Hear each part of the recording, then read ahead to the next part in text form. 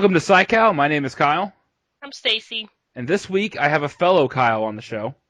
Hey. Introduce yourself. I don't want to mispronounce your last name. No, that's totally cool. That's totally cool. Actually, it's at times I think I mispronounce it and everybody else around me pronounces it correctly and I'm the wrong one. My name's Kyle Kuchta. Kuchta. I would have said Kuchta.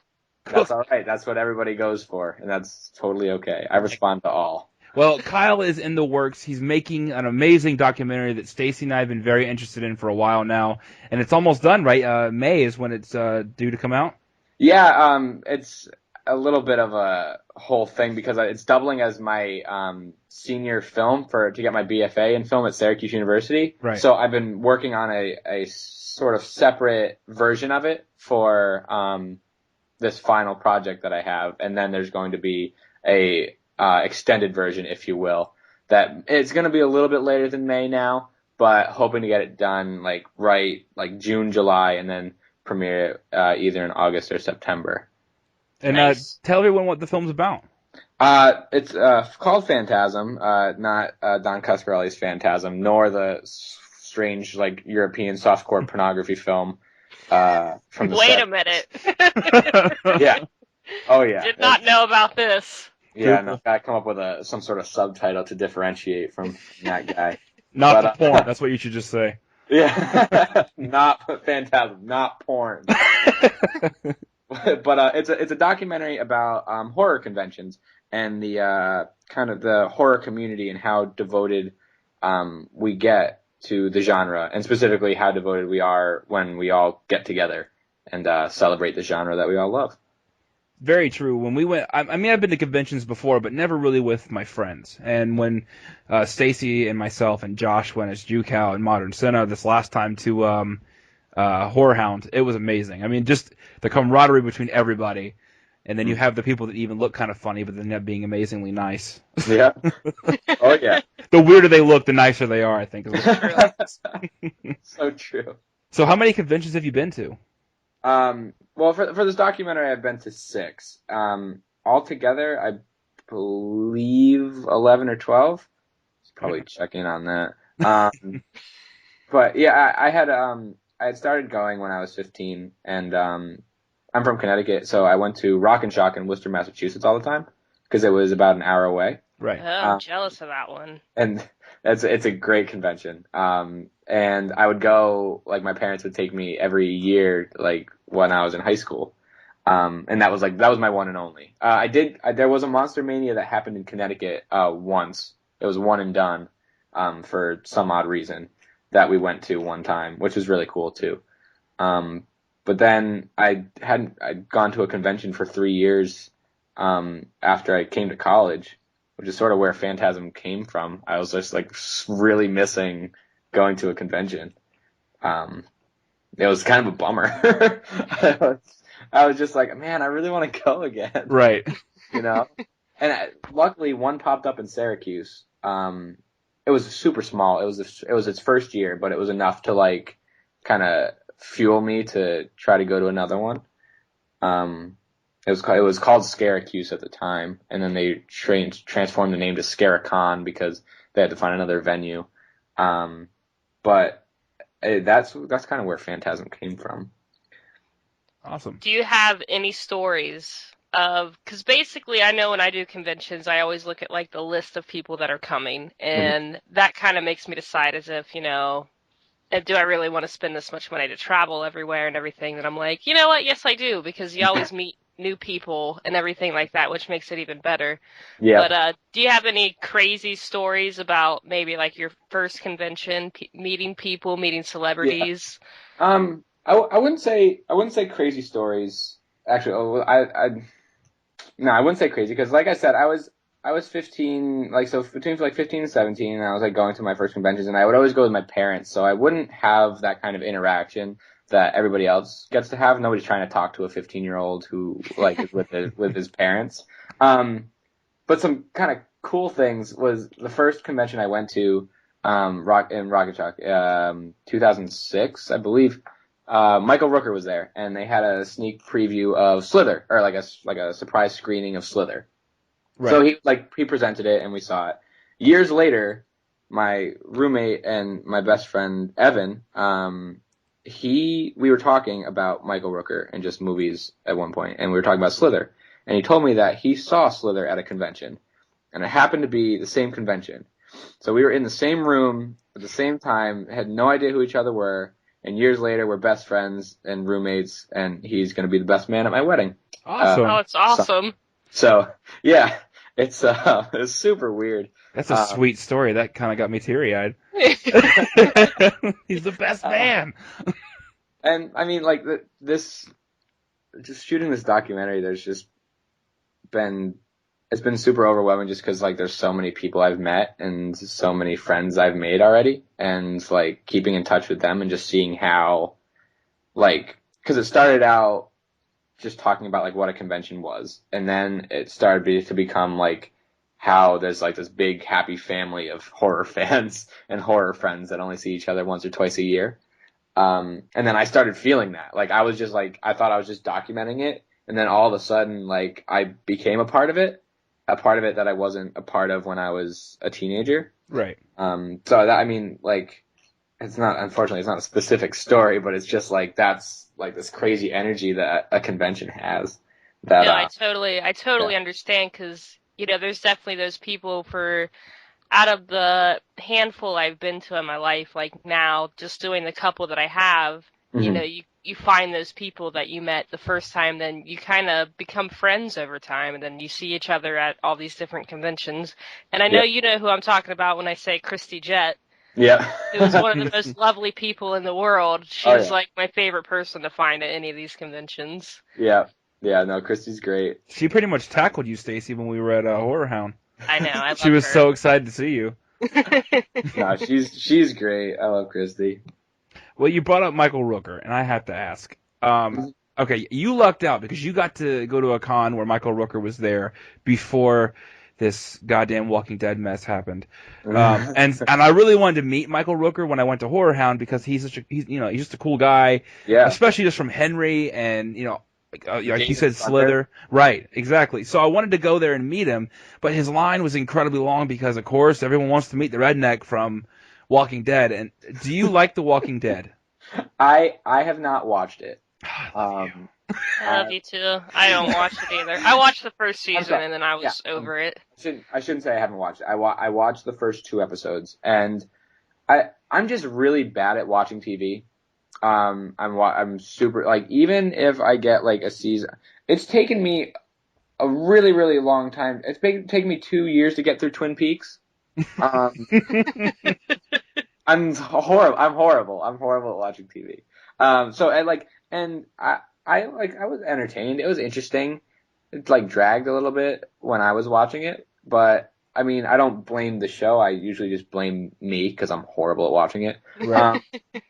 But my other roommate Steve watched it when it was on, and I would like catch glimpses of it.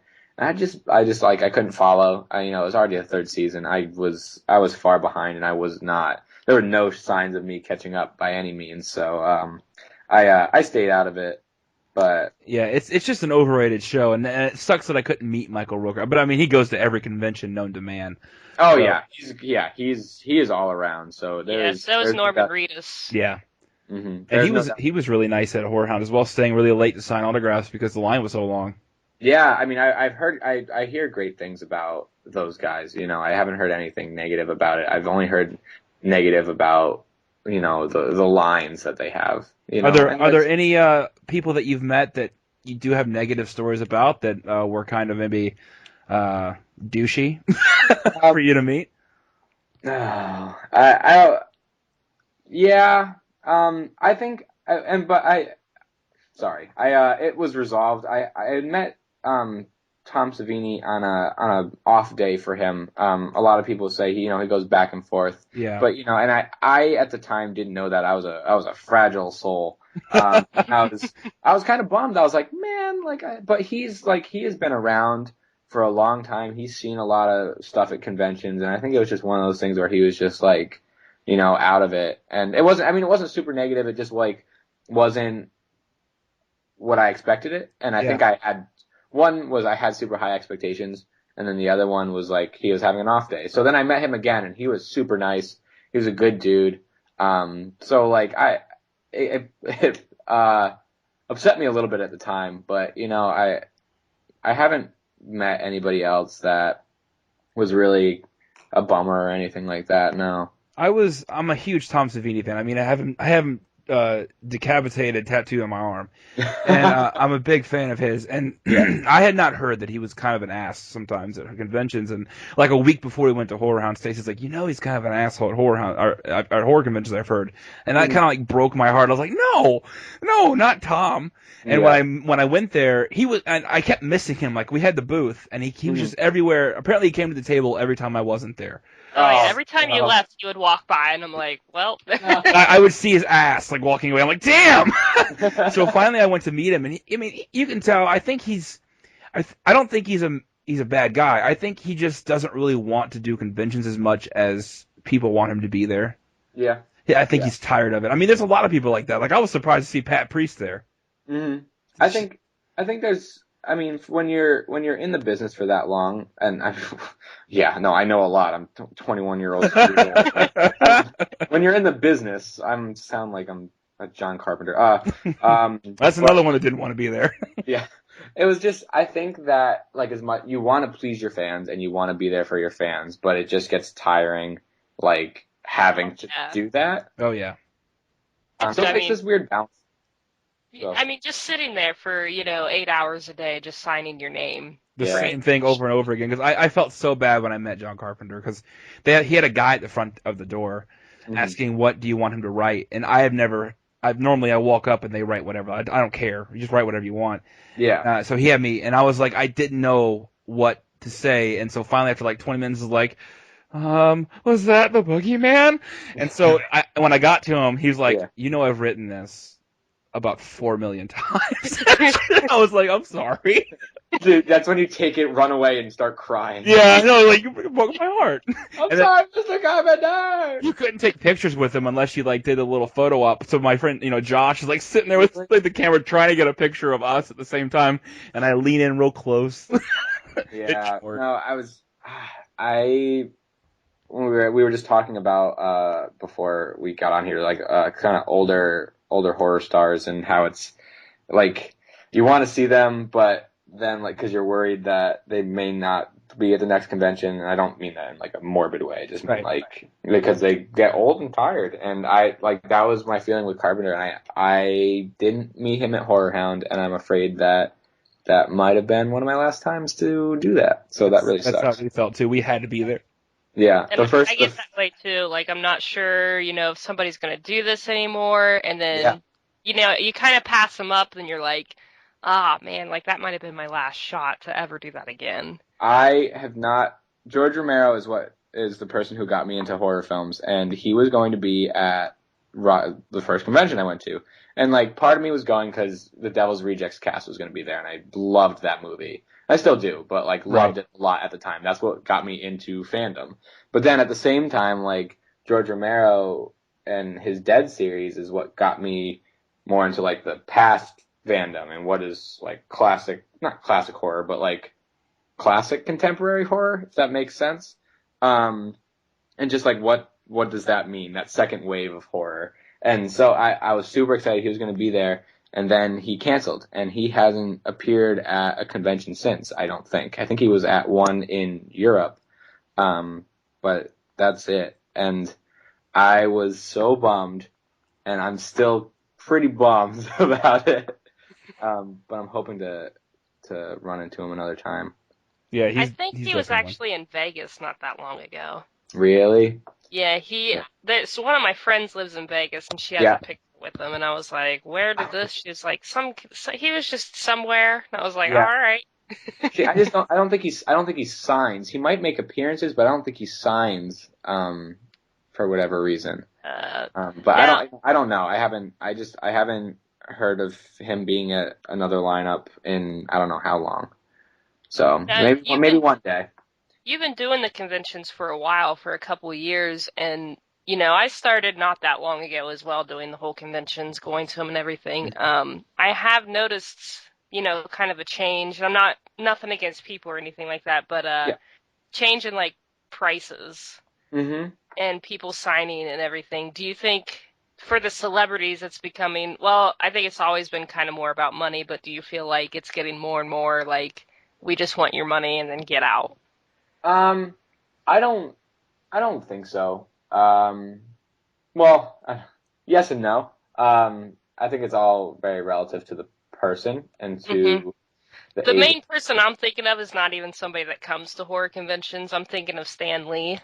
I feel Oh like my he God. charges like way too much just for, 2 seconds with him. Well, Really? see, the thing about he was at a convention at Comic-Con here in Charlotte, and he charged $50 an autograph, but it was mainly, and he charged another 15 if you were going to get it certified, because mainly people were bringing in comic books that were already worth a good bit of money. Yeah. But still, to me, I'm like, who cares if someone's making a little bit of money? The people that are getting Stan Lee autographs, I guarantee you, are not going to be selling that.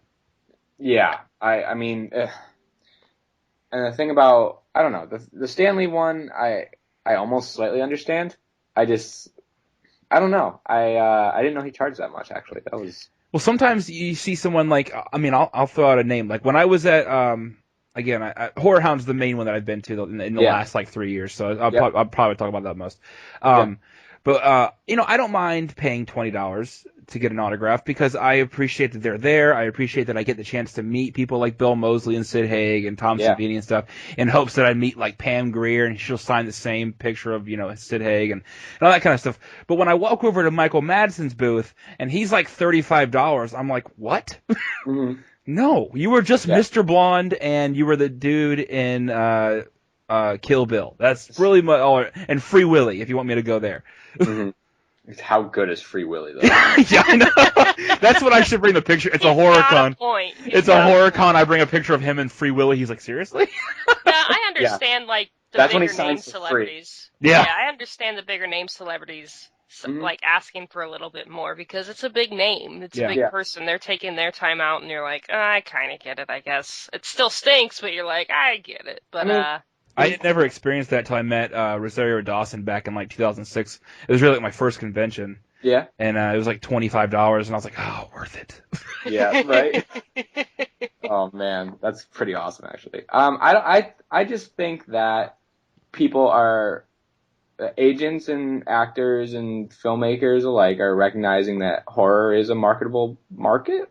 I think that people, I think they see the growth and the fan base that it has, but the thing is, horror comes in waves. And I just think that we're at a peak right now, with things like The Walking Dead, with that sort of fandom that is mixing in with the kind of steady like flow of people that go to horror conventions. Right. But that they're gonna maybe have Walking Dead's own convention. It's gonna break off from a general horror convention. And, some of those Walking Dead fans are going to get pulled into the world of regular horror conventions and really enjoy it and really have a great time. And then the other ones are going to go with the flow of Walking Dead going to somewhere else or whatever. And I'm just picking up Walking Dead because that's what the popular thing is at the moment. Oh, yeah. I mean, was I HorrorHound the first convention you've been to that's ever been sold out? Yes, it was the first I've ever been to that was sold out. That's almost unheard of. Yeah. Were you a victim of the lines outside? I snuck in a little bit.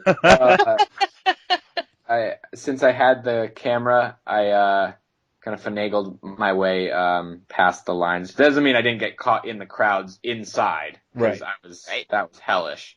But I was outside. I avoided that one.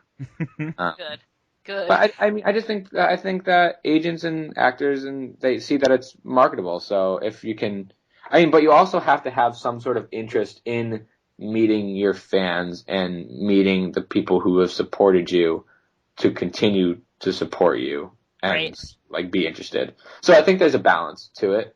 I think that to be at a convention, you have to appreciate your fans in some way. It can't all be business. That's preposterous. Yeah. I agree. And I know a lot of people were kind of outraged I wasn't outraged, I just couldn't afford. But when Jamie Lee Curtis came, Mm-hmm. but they didn't realize all of that money went to Right. Children's Hospital. Yeah. And she donated every dime she got Every to Children's dime. Hospital, and that's awesome. How much was Jamie Lee Curtis? What was she saying? I think it was. It was I think it was $80. 80. Yeah. Ugh. It was 80 for an autograph, and then another 80 for a picture. Yeah. Oh, wow. Yeah. I mean, it was a huge cost, but it's one of those things where, I mean, to keep this horror convention thing fresh, you got to do cool stuff. And I think the people that spent the money, I think, understood that, you know, this was a one and done thing. She's not, you know, she's not doing this again. It's not happening. Right. So I mean, I think they decided to fork over, and plus it's to a good cause. Like, it's hard to be like, oh, I'm just giving Jamie Lee all this money, and but you're not at all, you know. No. It was really cool. It was really cool of her to do that, and I was at her panel, and she was just super appreciative. Oh yeah.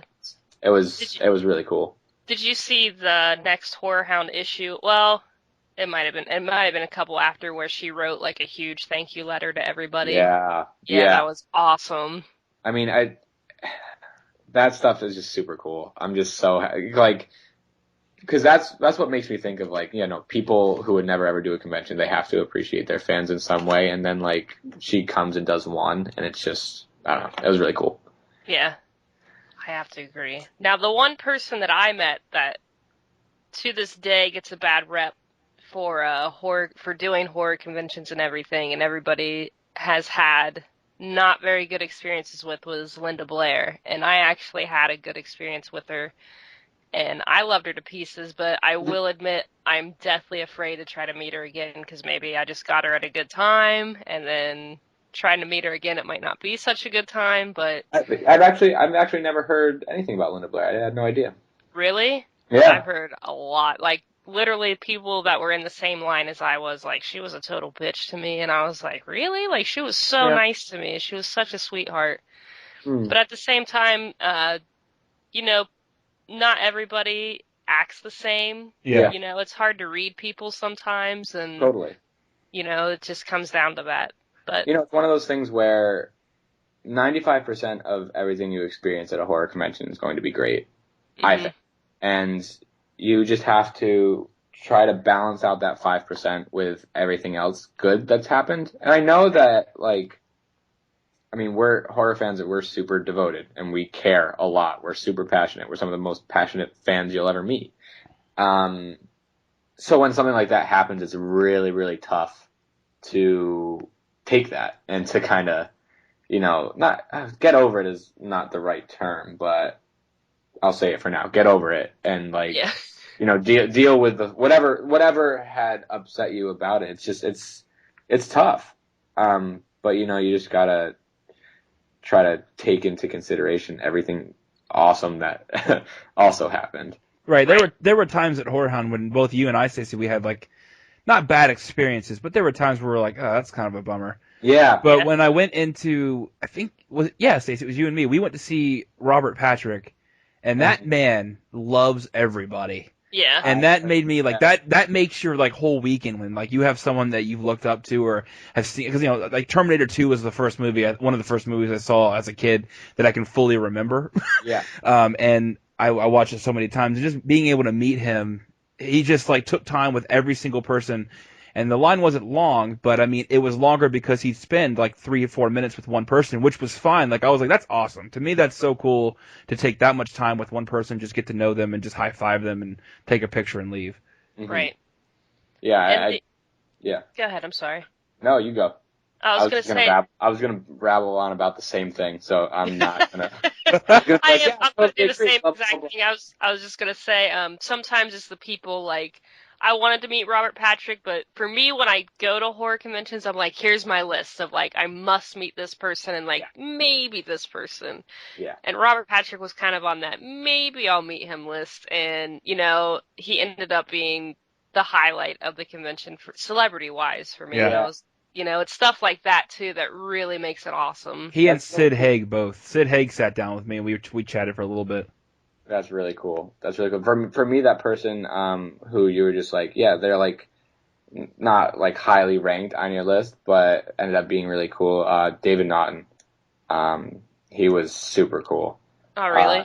Yeah, he was a really good dude because it was during Phantasm filming and it was at Rock and Shock, and one one of my Kickstarter rewards was I would get a cardboard figure of whoever contributed signed by one of their like whoever they wanted to get it signed by. And I brought it up to him and I was like, "Hey man, this is like super weird, but can you sign this paper doll of my aunt?" Because she contributed to my Kickstarter account for this film that I'm making and this, that, and the other thing. And he was just talking to me about film school and like, I got my money out and stuff to pay for it. And he was just like, "Nah, man, you're a student. You're doing this for a really cool cause. And like, it's totally fine." And I was just like, That's "Damn, awesome. that is so cool." Like, Yeah. to be able to just kind of sit down and talk to a couple of these people is just really, really neat. Yeah, it You know, is. that's what I was talking about, like that 95 to 5%, like things like that will happen. There's no doubt in my mind that one of those things, something like that will happen to you at a horror convention. And that will make your weekend. Like that right there. If nothing else happened that weekend, that would make your weekend. So the fact that there's also so much other cool shit happening. Yeah. It's I don't know. These conventions mean a lot to me, and I know they mean a lot to other people. And I think that's where this film kind of stems from. Well, Yeah, that's what I wanted to ask next. I'm sorry, Kyle. No, go ahead, go for it. Myers. I was- Myers.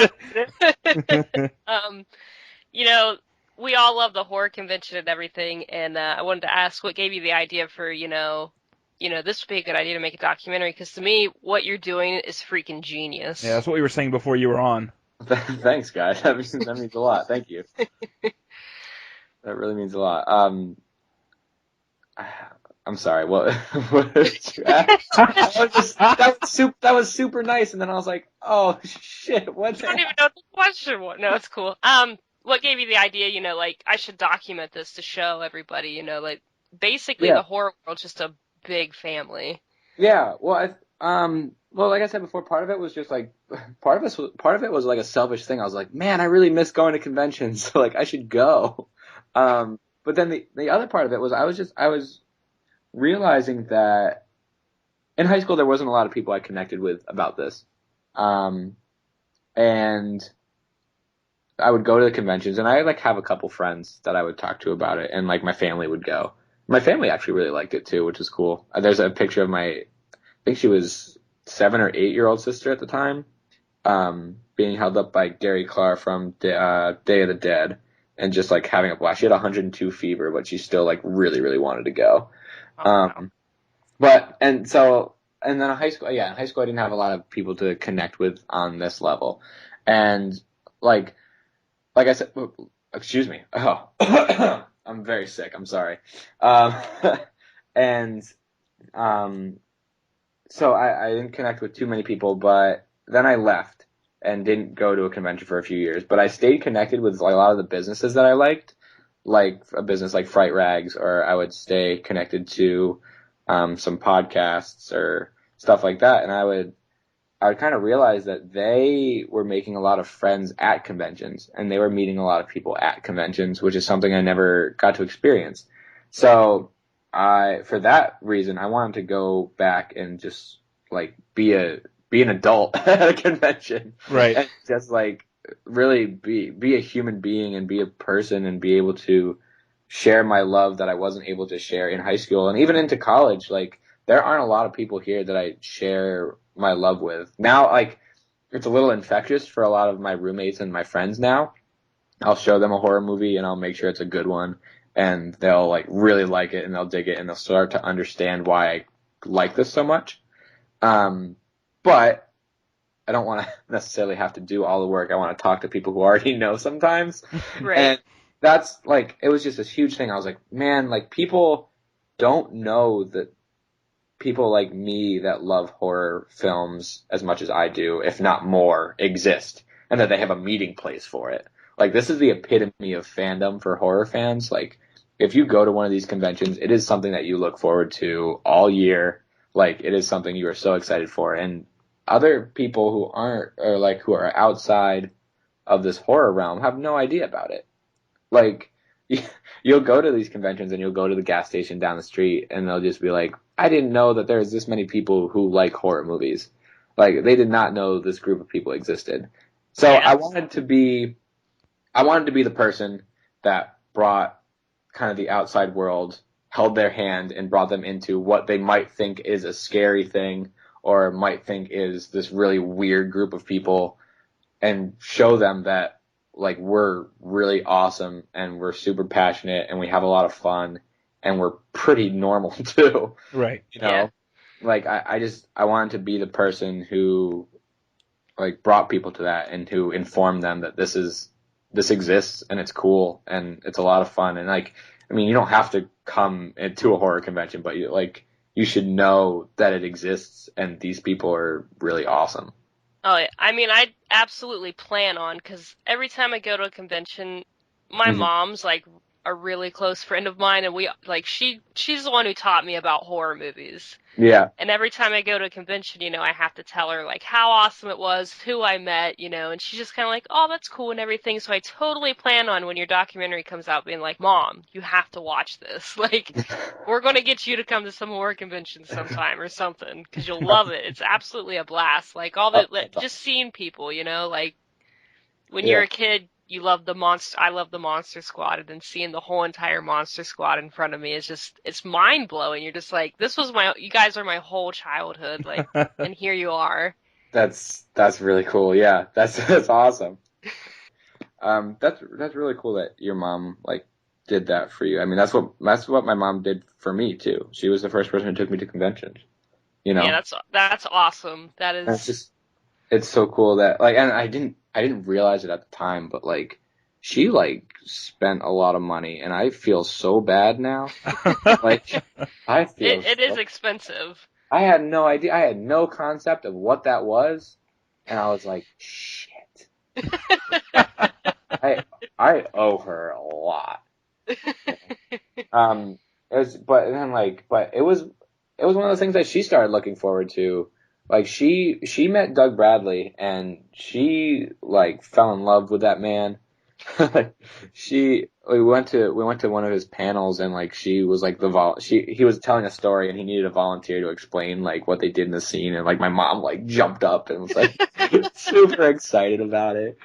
That is so awesome. That is. I thank her, and my dad took me later, like a couple years later on, and I mean I thank them both for even considering that, even considering taking me to a horror convention. I mean my love for horror started really early. Like my grandparents we used to go to Vermont for vacations, and there was a video rental store right down the street, and they would rent like old Universal horror monster movies, and like I would be playing with like my toy cars and stuff, but like I would still be like in and out of the movie, and I was never scared. I was just like super into it, and then that inspired me to have like a haunted house, like a haunted like every Halloween for my elementary school. So my grandparents would help me like make this haunted. It wasn't a haunted house. It would end up being a haunted like front yard, but like would walk through and there'd be like little stations, sort of, for lack of a better term, and I mean, that's what started it, I think. It was really cool. It was really cool of all my family to be like, yeah, Kyle, like, you can like this. Oh, yeah. I watched horror growing up as well, and I took, I think it was the movie Brain Scan. I was watching. I'm staring at a Brain Scan poster!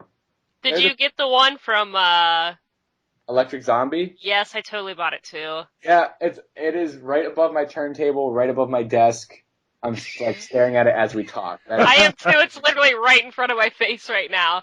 And I loved that movie growing up, and I took it to my grandparents' house. Yeah. And he was like, it's okay if you like horror movies, but that's a little extreme. Of all movies, it was Brain Scan. It was Brain Scan. Yeah, that's so weird. And so, he was like, when we'd go to the library, he'd be like, you can get, like your Frankensteins and your Draculas and Nosferatu, I don't mind. You can watch all this stuff, but don't bring like the modern horror movies into this house anymore. And I was like, okay. Then I'd go home to my mom's and she'd be like, you can watch whatever you want, I don't care. My mom's like, when we go to the video store, the video rental, and she'd be like, The Exorcist is really scary if you want to be really scared. And I was like, well, yeah, I want to be really scared. Well, that one was a little over the top for... that was a little scary, huh? Yeah. For that age, but, she loved it. She loved being like, this movie really scared me when I was younger, so you can watch it too. That's like, so all right. That's how my mom was on Halloween. She'd make us watch Halloween. And as a kid, that was awesome because, I got to watch an R-rated movie. But then later, as, I got older, I just found ways to watch what I wanted to watch. But Halloween, I think, was the first movie that got me into horror, and that was when I was 5. So that was pretty awesome that my mom did that. But that's really the only horror movie she likes. She hates horror movies, but for some reason, she loves Halloween. My mom is so scared of everything. That was mine, too. She can't oh my god, I'm trying to think. There was this one movie we were watching. I think she jumped at a comedy one time. There was a generic jump scare, and she was like, "Ah, shit!" And, oh god, if I could somehow show you through audio what her jump is, there's no leverage for her to jump off the couch. Like, she'll be laying on the couch, but she will levitate a foot off the ground. I don't understand. It doesn't make sense. It's impossible, but she does it somehow because she is such a scaredy cat. My sister, she does that as well, but she does it. She'll do it during a horror movie, but it's not even the actual scare scene. Like, two perfect examples that always stick in my mind is she liked watching the remake of Texas Chainsaw Massacre back in 2003. Yeah. And it was the part where Andy walks into the house, and all he does is he takes the tire iron and pokes a chicken, and the chicken makes a loud noise. She jumps at that. And then in Freddy vs. Jason... there was one scene where the door was open, and when lightning struck, she jumped. But she didn't jump any other time in any other movie. It's just on the bullshit parts. Yeah. No, my mom has no tolerance for bullshit parts. But love her to death. I don't know how she puts up with my shit, but she did. She managed. Well, we like to do something on the show where it's called the PSYCOW 8. So if you don't mind, we will ask you the questions, and it's kind of like your opinion question kind of thing. Yeah, I was worried it was going to be a list of 8 things, and I was like, oh, really put me on the spot. Yeah, what's the top 8 movies of all? No, I'm just kidding. Yeah, I was gonna hang up and leave. Well, that's the show. What I got for you. What's the scariest movie of all time to you? Scariest movie of all time to me, huh?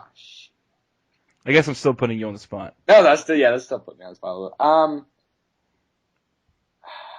Oh boy. Stacy, let's see if he says the generic answer that everyone I think on this show has said. What was that? We're gonna see if you say the answer that everyone says, or at least most of the people that we have on our show. Choose wisely. Honestly, I have no idea. I have zero idea. This is horrible. So you there's not a movie that you've just been really scared at? You're like, holy shit. I can say in recent memory, The Innkeeper scared me. I'm pretty bad about supernatural stuff. Yeah. Oh, that's me too. That's the only thing. You know what movie fucking freaked the shit out of me? I'm sorry for my language, but I have to say it. Don't say White Noise. Really? Oh my God! God! Scared me too. Freaked out. I saw it in theaters and I flipped. Yeah, when she starts talking through the radio or whatever, I was like, yeah, I ain't watching this anymore. I turned it off. I own it. Maybe I should watch it again. Did Frequency scare you? Mirrors is the scariest movie I've ever.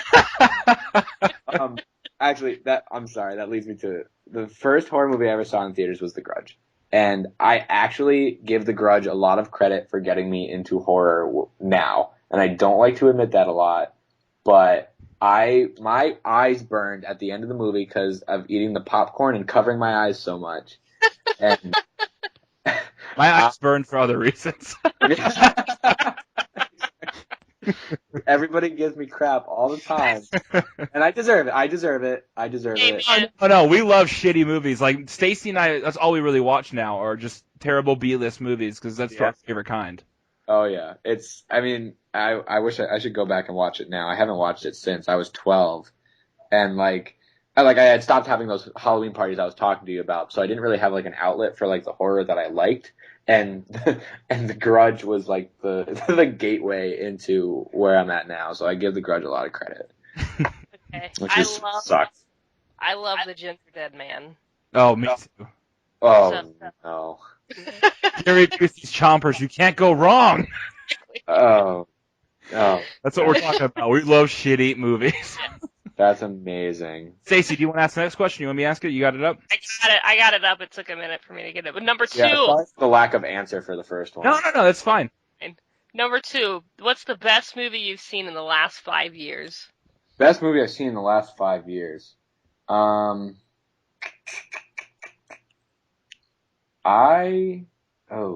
boy. I actually really like, I like The Woman a lot. Yes! Hey! Cal Hart. I'm sorry. All I can keep thinking of is John dies at the end right now, but that's like, I mean, that's just because I watched it recently and I like have been showing everybody. Right. So I definitely not in the last 5 years for John dies at the end. What year is 5 years ago? That's an excellent question. 2008. 8. 2008. All right. I'm terrible at math. Me too. I'm. That's why I make movies. Like I don't have to do math anymore. There's no math. Yeah, I haven't taken math since junior year of high school, and I'm about to graduate, and I don't know anything about anything, man. Yeah. I really like The Woman, and I actually I really liked Splinter. I was a big fan of Splinter. Mm-hmm. I don't know if it's the best, but it is one that comes to mind right now. Right. I'm gonna go with those, and if something pops up along with the answer to your first question, I'll jump in. If you just hear me shouting names that don't really match the question that you're asking, that's why. It's all good. We'll figure it out. Yeah. Well, I guess this question is pretty easy for you to answer. What's your favorite movie you've worked on so far? So I'm going to change it to who's your favorite person you've met so far while working on the movie you work with Phantasm. All right. This one is pretty easy for me. Joe Lynch is. Oh, I loved him. Yeah. Joe Lynch is a super good dude. He graduated from the same program that I'm currently in right now. So I didn't know that, and I had first met Joe at South by Southwest last year by accident, like totally by accident. There was a horror convention panel with Scott Weinberg, Adam Green, and a couple other people, and they were just talking about like remakes and just like a general discussion or whatever. And I didn't know that Joe Lynch was in the audience, so I tweeted at him. I was like, "Oh, yo, Joe Lynch is in the audience. That's cool. Wrong Turn 2, yeah." And then the next day, I was walking down the street, and he was parked outside of the hotel where I was walking out of. And I double took, and I was like, "Hey, are you Joe Lynch?" He was like, "Yeah, man. How's it going?" I was like, "Dude, I love Wrong Turn 2." And he was like, "You're Kyle." And I was like, I didn't make that. That was an inside. That was an internal noise. An internal orgasm. Yeah, I don't think I made noise out loud. But I was like, "Yeah, man, what?" And he was like, "I saw your tweet. You go to Syracuse." I was like, "Wow, yeah." He was like, "I went there," and I had no idea. I had no idea he was in the same program. And he was like, "Say hi to this professor and this professor." And I was like, "Totally, I totally will." And so I've been I met him at a time where in film school, I was super unsure about what I was doing. This was junior year, and I felt like I should have known what I really wanted to do. And for the past couple of years, I had actually been, and this might be partially why it's hard to answer your questions, is because I was kind of straying away from horror. I didn't feel like in my studies it had a place for me, which really it was kind of shitty, but I was just kind of letting it go. I was super bummed about it, but I was like, okay, well, if they're not going to take horror seriously here, then I can't work on it. Right. But then to hear that he has come out and he's been working in the medium of what he loves and being successful in that aspect, it gave me a lot of hope, and it gave me a lot of influence just to know that I could come out of this, and I'm in an art school program. I could come out of this art school program, and I could just work in a genre that I like, and it would be totally fine. And that's also why like I wanted to go to another horror convention, because I was like, I need to experience this again. So it all came full circle because I had run into him down at South by, and it just like that made a lot of sense to me. So since then, like I had met him at a couple other conventions. I saw him at Rock and Shock again, and then at HorrorHound, and I interviewed him at Rock and Shock, and he's been a huge influence for me to just like kind of go out and do what I love because you can. Like I just haven't. I don't know. I hadn't found that up until recently, which is super nice. So he's always a good person to talk to. I also really liked talking to Justin Beam, and who is from Fangoria, and Jack Bennett from Fangoria's Blood and Guts. Right. They're super knowledgeable and super fun to talk to, and like they're amazingly passionate and really cool guys. Right on. I got what's the worst horror movie monster of all time? Worst horror movie monster of all time. He's not a monster, he's a person, but I hate this movie called The Sinful Dwarf. Oh God, I know exactly what you're talking about. Are you talking, I'm pretty sure it's like the 70s, maybe? It's like a super 70s, like borderline graphic. Actually, well, they came out with a softcore version and a XXX version. This dwarf looks exactly like my stepfather, and it is horrible. And I'm like, I can't watch it. I cannot watch it. I can't watch it. It is so disturbing to me. I hate it. I absolutely hate it. Also, Sinful Dwarf is second. The first one, it was this movie called The Horror of the Hungry Humongous Hungan, and it came out in a Trauma box set, Toxie's Blood Bank, and it is this monster with a... Oh my God, no, now I have three. How come I can answer this question? This is horrible. Horror of the Hungry Humongous Hungan. It's definitely a CVS bought mask. This guy walks. He has never run in his entire life. He walks and then not like in Michael Myers, walks and catches up to the victim. He walks just around, just wherever. And he has this one big hand. He's got a pharmacy Halloween mask on, and a mechanic's jumpsuit, and he just pats people to death with his big hand. He doesn't even there's no effort involved in killing anybody. It's just patting them to death. So he Steven Seagal's everybody. Basically. Steven Seagal rubs you to death. And one more, this movie Sledgehammer, it's not really it's like a ghost monster thing. He's the worst monster, and I love every second of this movie Sledgehammer. I can't explain it. It's impossible to explain. What's your cheesy guilty pleasure outside of horror? Cheesy guilty pleasure. The one that you'd be embarrassed to show someone that you actually like to watch. We have a billion of them. Watch. Yeah. I love watching Secret Life of the American Teenager. Awesome. I actually missed tonight's episode. Sorry. No, that is... Remember I was talking about how horrible I am at watching television? Yeah. Not Secret Life. I am so on point on watching Secret Life of the American Teenager. Last year in our dorm room, we used to just watch that all the time. We would just stay up and just watch 3 or 4 episodes back to back to back. Because they're all the same episodes. We don't need to watch 4. It all says the same. It all says the same thing. But I love Secret Life of the American Teenager.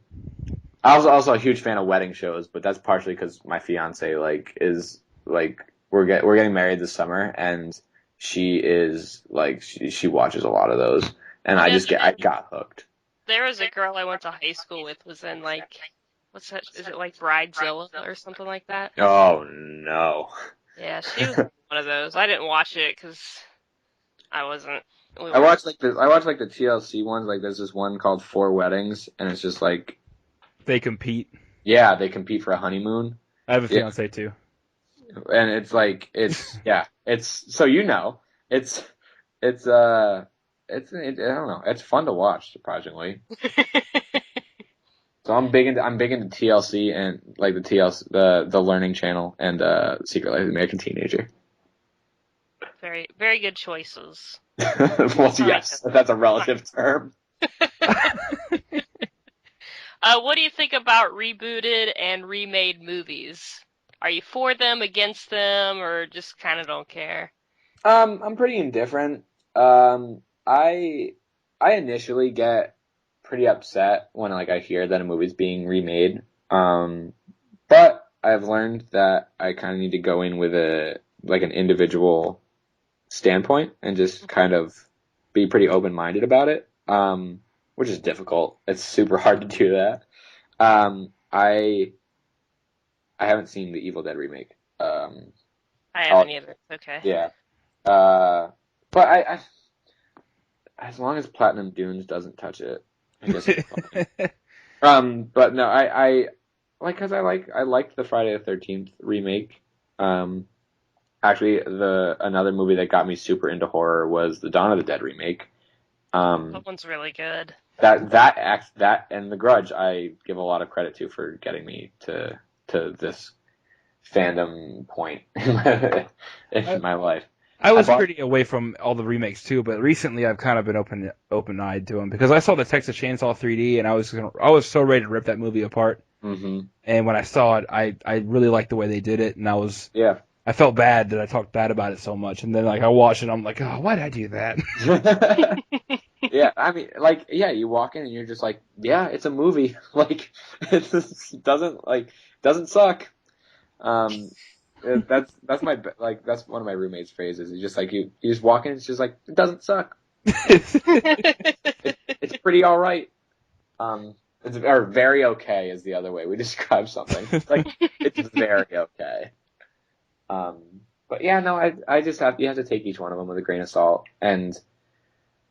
But I also haven't had anything like super near and dear to my heart remade. I mean, like the classics have been. Right. But actually Nightmare on Elm Street kind of hurt. That one. Yeah, that was bad. That's every time we talk about worst movie ever made, that's always the one that comes up. Man, that was a little bit of a jab. The thing for me, like they were talking about doing Suspiria, and I am a die-hard Suspiria fan, and I was so happy that fell through. Yeah, no, like things like that like happen to fall through, and I'm very thankful for that. Yeah.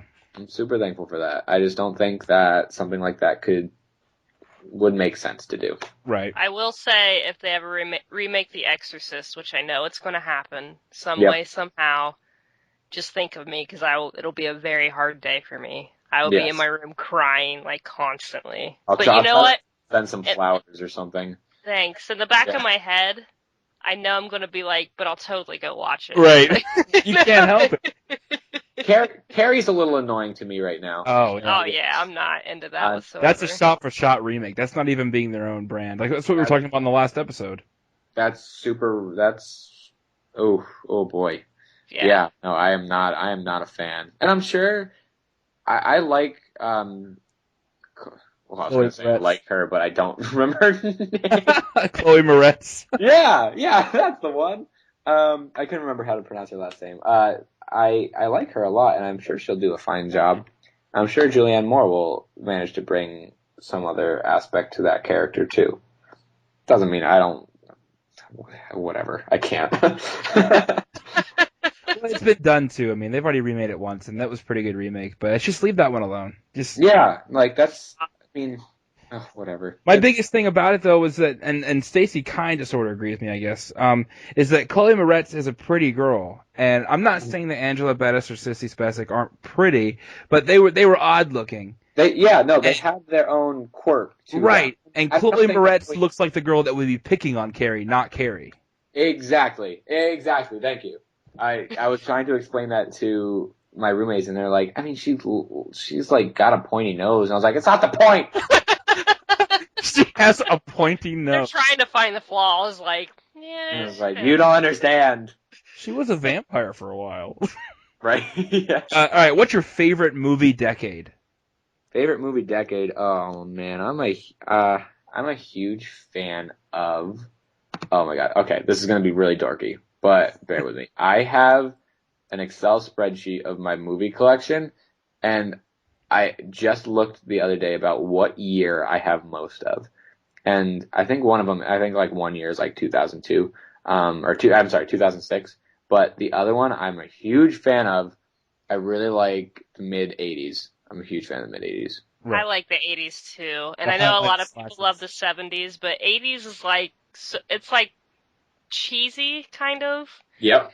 And I love early 90s when they're just starting with CGI, like they're trying to figure out exactly what to do with it. And it's Leprechaun just, 4 in space. yeah, it's awful and you love it. It's so bad, but you have to love it. I'm a huge fan of So Bad.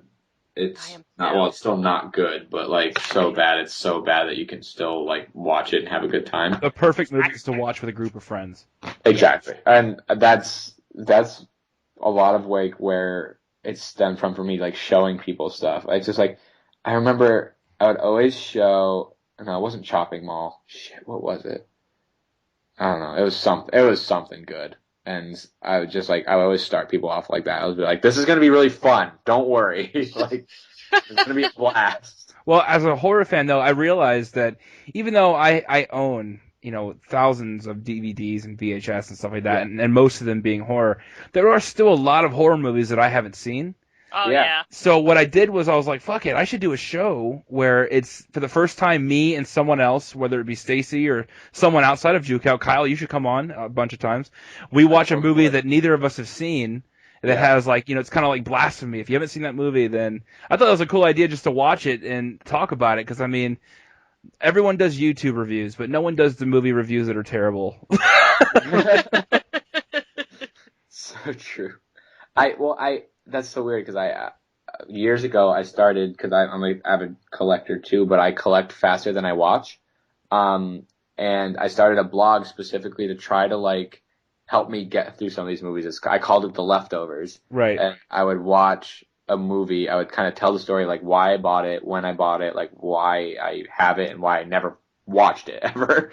And then I would like watch it and I'd like make some bullet points about it or whatever, and then I'd like have a final verdict. So that was like to help me try to get through this huge collection that like I have a horrible ratio of like non-watched to watch. Oh, I You're do too. exactly like me. Like, I think we all are. Like, we all love collecting it, and then it's like, all right, so I have this, I haven't seen it yet, but I also have Brain Scan, which I've seen a million times, and I want to watch it again, so I'm going to go ahead and watch that. I do that all the time. I've watched Halloween 2 14 billion times. Because I just love that movie, and I love Tawny Moyer being picked up by a scalpel. But like I've owned the Underworld, the 3 Underworld movies, since the third one came out. Well, no, I've owned the other 2 before that, and I had never seen them before until like a month ago. And everyone's like, "You've never seen those movies?" I'm like, "No." And he's like, "You should see them." I'm like, "Well, I do own them." He's like, "Why do you own them?" That's just what I do. They're in the $5 bin. I'm like, "Yes." I'm never gonna watch this. It's $5 bin forever. Oh, dude, I'm digging. I'm that creepy guy in the bin, digging at the bottom, going, "No, the good stuff's at the bottom." I'm that person that puts a shopping cart over, and I'm dumping the bin over into the other shopping cart. Like, all right, I know I'm gonna find something in here. I'm fighting off the Mexicans to get to the good ones. All right. Last question. All right. I'm horrible at these questions. I'm so sorry. Dude, it's awesome. No, I love them. No, it's awesome. Yeah. What is something you've learned from horror movies? Something that I've learned. I never take anything too seriously. I like, even like I will watch the scariest for lack of a better term, of like slasher movies, and I'll just like, I try to put myself in that situation and just be like, there's nothing I can do. Like, this is my fate. So I just learned to kind of like roll with the punches. You'd be the most unsatisfying kill. They'd be like, if it's Saul, you're chained up. You're like, fuck it, I don't care. I'm not getting out of here. Yeah, they'll just be like, oh, why are we making another Saw movie? Two, Yeah. why'd we get this guy to be in it? I'd be like, A, I can rip off all my limbs, or B, I can just wait for that to happen and just die quickly. In 20 seconds, because I'm going to wake up and there's only going to be like 20 seconds left to get done what I need to get done. Let's have a bunch of acid trip kind of cut effects, and then someone's going to get their arm ripped off. It was, yeah, you just gotta roll with the punches. Like, don't be an idiot and, like, be prepared, but also, like, go with the flow of things. What was the first question again? Can somebody remind me of the first question? What's the scariest movie of all time? Oh, shit, never mind. I thought I had a good answer. What was the answer? What was, maybe it applied? It wasn't even, I was gonna say Behind the Mask, The Rise of Leslie Vernon, but I was thinking... That's last what 5 you've seen years. in the last 5 years. I bet that's what you wanted to say. Yeah, and this hasn't even come out in the past 5 years. So That doesn't matter. That movie's amazing. Yeah, totally irrelevant. Everything I say is irrelevant. It's so sad. Oh wait, scariest movie I've ever seen? Never mind. now you have to. Dude, Ghoulies. I was horrified of Cannibal Holocaust. Horrified. Really? Well, understandable. I wasn't. I thought that was a crazy. I was watching it as a documentary. Like I was like, this shit's real. No, Yeah. I was super. I think it just it upset me a lot, Yeah. and I think that was the thing. And I just remember showing it to watching it with my friends, and they were just like, Kyle, this is horrifying. Yeah. That's the scariest movie that has made me feel super panicky, or for lack of a better term. I say that a lot for lack of a better term. I don't have the right vocabulary for my answers right now. But what scared me as a kid the most was Child's Play. That's a good answer. Yeah. I had a couple friends. Of actually Dolly Dearest. Really? Oh god, the off-brand. But that doll was probably scarier than Chucky. I think so too. Yeah, she was demonic looking. But has anybody watched it in the last 5 years? I just watched it a month ago. It was on Netflix, and I loved it. I didn't remember anything It's about it. awful. It is so bad. It is. Yeah, so but it's one of those bad. movies that's so bad that you enjoy it. It's just so terrible. It is so bad. It is so bad. It was Dolly Dearest's appearance, but Chucky's voice. Chucky's aggression is what scared me. Yeah. I vividly remember one of the worst dreams I ever had as a child was Chucky was attacking me in my dream, but Beavis and Butthead saves me. I could not have been older than 6, and I don't know. I don't know how any of that happened. I have no idea. I was never scared of Chucky, but I for some reason I was haunted by one thing that he said, just because Brad's voice is just so creepy. It was in Child's Play 2 is my favorite of all of them for some reason. I don't know why. And I actually just watched that last week. But the part where he kills Mrs. Ketterwell, comes out of the closet you've been very naughty, Mrs. Ketterwell, and that for some reason that scared the shit out of me forever. It's a mix of Santa Claus and a demonic doll. It's right, he was like Ketterwell, and I'm like, oh god, I don't even know that bitch. That is the tag team duo you don't want to mess with. Think of Goldberg in Santa's Sled and Chucky. That is no way. Now Chucky has the muscle. Yeah, I'm not dealing with that shit. Well, thank you so much for coming on the show. We had so much fun with you. If you want to, we'd love to have you on just other shows. We can just talk about horror and bullshit around like we did this episode. Totally. I would so be down for that. Thank you guys so much for having me. This was awesome. You got to totally let us know when Phantasm, the extended version, is out, because we want to watch the full-length feature. Yeah, absolutely. I totally will, and as soon as I come up with other answers to your questions, I will let you know. Next episode, hear what Kyle says. Yeah, it's going to be 2 minutes and be like, all right, guys, I got him. But the beginning of the show will open up with what your answers are. Yeah. No, guys, thank you. This was a lot of fun. Thank you so much for having me.